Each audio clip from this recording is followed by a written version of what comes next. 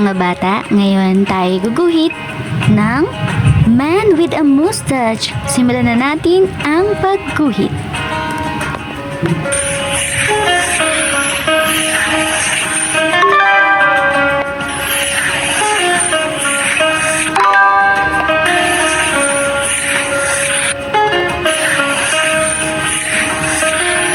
Ngayon naman ay kukulayan natin ang ating iginuhit. Una ay ang kanyang muka. Ito ay kulay light brown.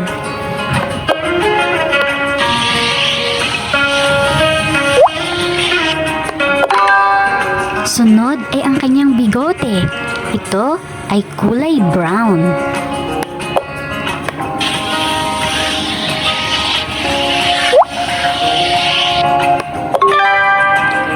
At sunod naman ay ang kanyang damit. Ito ay kulay green.